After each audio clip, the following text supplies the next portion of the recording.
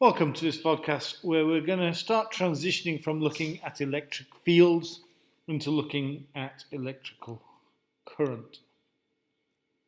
So we're going to be looking today at electric current, a particular variety of electric current called direct current, and the skills are laid out there on the right hand side, and we'll be using both of the equations that are given in the data booklet. So what is electric current? Well, electrical current is a flow of charge along a path.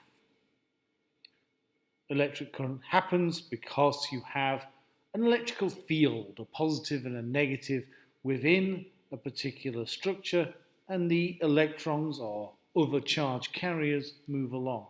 Now, the most common example, and one we're going to look at most, is conduction in a metal. And you have to be aware of what's called the lattice model of conduction. The lattice model of conduction relies on something called metallic bonding. So in a metal, you have this lattice, this network structure, and this diagram is two-dimensional, but imagine a three-dimensional version of the atoms that make up the metal itself. It could be an element, or it could be an alloy of different elements. It could be effectively a mixture of atoms.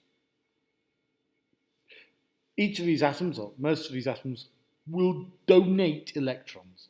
So most of the electrons are in the sort of standard orbit around the atoms, but one or more electrons might be donated and be free electrons that are free to travel out the material. So we have this lattice of ions, as they now are, with positive charge, surrounded by this sea of electrons with negative charge. There is still interactions between the ions and the electrons, so the electrons cannot just travel freely. They are restricted in their velocity, restricted in their movements, which gives us the concept of, we'll come to it later, of resistance. A resistance of this lattice model to the electrons passing through it. So a conductor is the name that we give to a substance that has a large number of free electrons, and most metals are good conductors, some are better than others. An insulator, on the other hand, or a dielectric, to give it its other term, has very few free electrons. And a semiconductor has some electrons, and often the number of electrons in a semiconductor can be changed, can be promoted by heating it up or shining a light on it or something like that. We'll come to that at another point. So as I said, there will be an applied field. One end of our conductor will have a negative charge effectively, and the other will have a positive charge effectively, which will lead to a field which will promote the electrons to drift away from the negative side along the field lines towards the positive side. Well, actually, it'll be in the other direction to the field lines because in their electrons.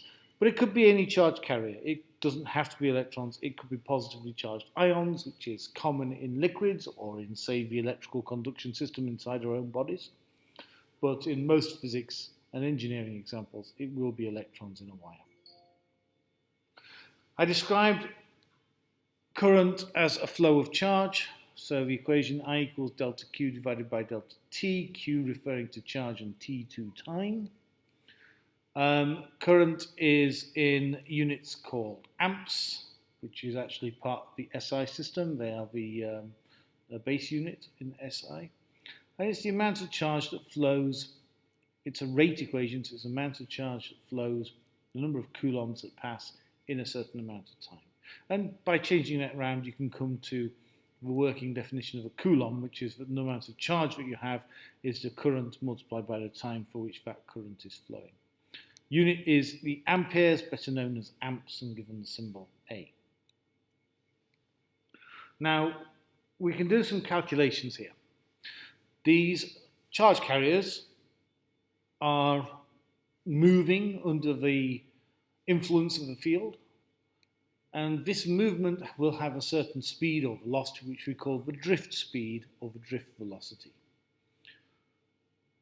The equations to work out what's going on here, an equation the IB data booklet gives you and that you need to know, is relies on some properties of material. So N is the number of electrons, or actually charge carriers, I should say in more general terms, available per unit volume.